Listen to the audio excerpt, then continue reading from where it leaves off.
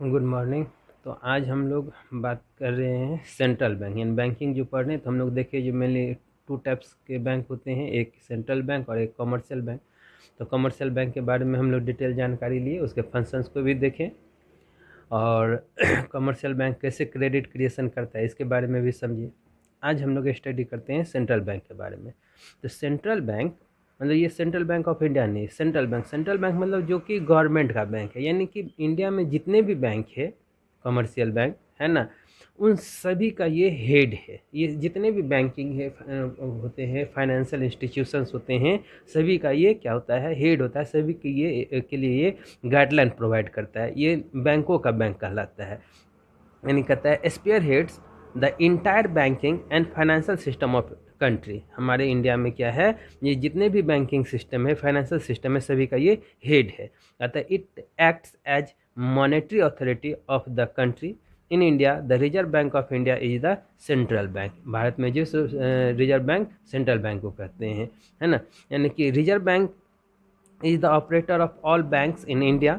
The RBI controls India's economy. Bharat की economy को RBI ही क्या करती है, कंट्रोल करती है।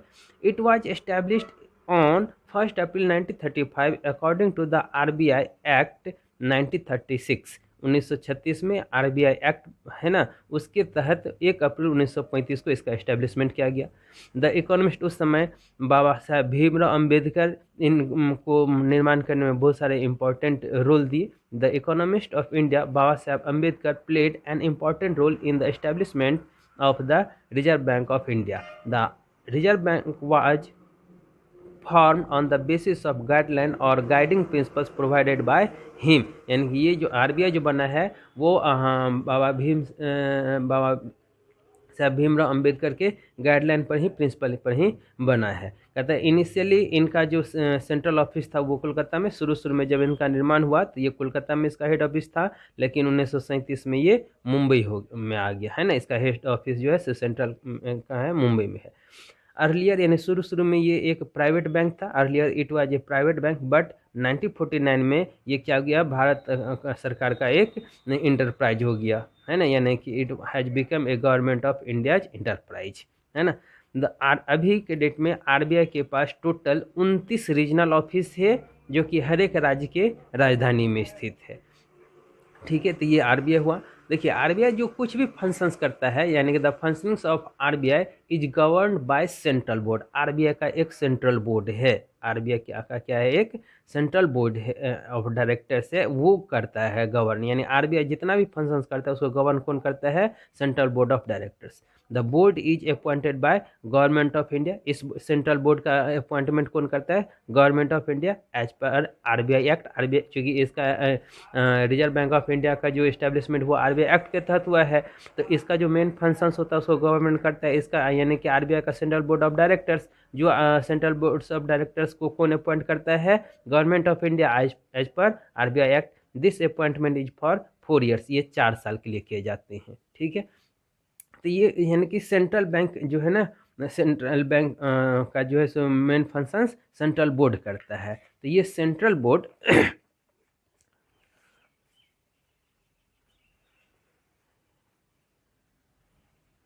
ये सेंट्रल बोर्ड जो है सो क्या करता है, आरबीआई के मेन फंक्शंस को गवर्न करता है। And the functioning of RBI is govern by central board of directors. Its form is as follow. यानी सेंट्रल बोर्ड में देखिए क्या क्या होता है। तो एक होता है गवर्नमेंट डायरेक्टर्स, उसमें 1 full time governor and maximum 4 deputy governors. अभी जो इसका गवर्नर है वो कौन है, शशिकांत दास। अभी प्रेजेंट में जो आरबीआई के जो फुल टाइम गवर्नर है वो कौन है, शशिकांत दास। तो उसमें जो है यानी सेंट्रल बोर्ड में एक होता है फुल टाइम गवर्नर और 4 डिप्यूटी गवर्नर हो सकते हैं। नॉन ऑफिशियल डायरेक्टर जो होते हैं वो नॉमिनेट होता है गवर्नमेंट ऑफ इंडिया के तहत, जिसमें 10 डायरेक्टर होते हैं और हर एक का जो है एक ऑफिशियल होता है, जो कि अलग अलग क्षेत्र से होते हैं, अलग अलग फील्ड से होते हैं। अदर्स में 4 डायरेक्टर्स होते हैं और हर एक का 4 जो कि लोकल बोर्ड से आते हैं। इसका मेन काम है बैंकिंग एक्टिविटीज़ को, यानी कि सेंट्रल बोर्ड का जो मेन काम है, सेंट्रल बैंक यानी कि आरबीआई का जो सेंट्रल बोर्ड है उसका मेन काम है बैंकिंग एक्टिविटीज़ को मेंटेनेंस करना और डायरेक्शन करना। तो इसमें जो ये लोकल बोर्ड का जो होता है काम, तो अब देखिए लोकल बोर्ड क्या होता है, कहता है 1 each from 4 regions of countries, Mumbai, Kolkata, Chennai and New Delhi, यानी इसका जो मेंबर होता है वो 4 रीजन से लिए जाते हैं। मेंबरशिप कैसे आते हैं? 5 members etch appointed by central government for a period of 4 years. तो ये लोकल बोर्ड का स्थापना इससे होता है। इसमें इसका लोकल बोर्ड का मेन काम क्या है? लोकल बोर्ड का मेन काम है to advise the central board on local matters, यानी कि सेंट्रल बोर्ड को ये एडवाइस करना लोकल मैटर के विषय पर, रिप्रेजेंट करना रीजनल और इकोनॉमिक नीड्स को local cooperative and domestic banks के लिए, to perform such other functions as assigned by the central board from the time to time, यानी कि सेंट्रल बोर्ड जो टाइम टू टाइम इसको वर्क असाइन करता है उसको भी परफॉर्म करना। यानी कि मेनली क्या होता है, सेंट्रल बैंक का मतलब आरबीआई, आरबीआई जो फंक्शंस करती है वो सेंट्रल बोर्ड के गाइडलाइन पर गवर्नेंस के अनुसार से करती है, और सेंट्रल बोर्ड का जो मेन फंक्शंस होता है वो लोकल बोर्ड परफॉर्म करता है। ठीक है, अब हम लोग देखते हैं main functions of central bank. Central bank का मेन फंक्शंस क्या है ना? Main functions of central bank कहता है ये सेंट्रल बैंक यानी कि RBI, RBI reserve bank of India का मेन फंक्शंस क्या है? तो सबसे पहले issue currency notes, bankers of the government, bankers to the banks, lenders of the last resorts, custodian of foreign exchange reserve, clearing house functions, collection and publication of data, controller of credit and money supply. देखिए सबसे पहले है currency note, यानी कि India में RBI को ये सोली यानी कि पूर्णतया ये अधिकार है जो भारत में रुपये को ये क्या करता है, इशू करता है, छापता है, यानी रुपये छापने का पूरा अधिकार आरबीआई को ही है। कितना मनी सप्लाई होगा इंडिया में, क्या करेंसी का स्थिति है, ये पूरे किसको पावर है? सेंट्रल बैंक को है। फिर कहता है बैंकर्स ऑफ द गवर्नमेंट, यानी कि ये बैंक यानी कि गवर्नमेंट के का ये चेक, डिमांड ड्राफ्ट सब कुछ ये क्लियर करता है गवर्नमेंट के बिहाफ में। जो आरबीआई है ये यानी कि हमारे गवर्नमेंट ऑफ इंडिया का जो बैंक है वो आरबीआई है, इन्हीं के तरीके से कोई भी चीज़ सेंशंस होता है। फिर bankers of the bank, bank भी जो है तो आरबीआई में क्या करता है, अपना डिपॉजिट अकाउंट खोल के रखता है जो इसको इंटर बैंक ट्रांजेक्शन करने में मदद करता है। Lenders of the last resorts, lender of the last resource क्या होता है, जैसे कि बैंक, कमर्शियल बैंक क्या करती है, लोन देती है, लेकिन वो कभी कभी जब कमर्शियल बैंक को फंड की कमी हो जाती है, अदर जितने भी सोर्स हैं इसको अब काम नहीं करता है और इसको पैसे की ज़रूरत होती है, तो क्या करता है उस समय में आरबीआई ही इसको सेव करता है, बचाता है, इसको फंड करता है। फिर कहता है custodian of foreign exchange reserve, यानी कि आरबीआई जो है सो एक मीडियम है जिसके थ्रू से यानी कि ये ही पूरे गाइडलाइन प्रोवाइड करता है जो फॉरेन एक्सचेंज रिजर्व को कैसे मेंटेन किया जाए, फॉरेन एक्सचेंज ट्रांजैक्शंस के बारे में ये पूरे गाइडलाइन प्रोवाइड करती है।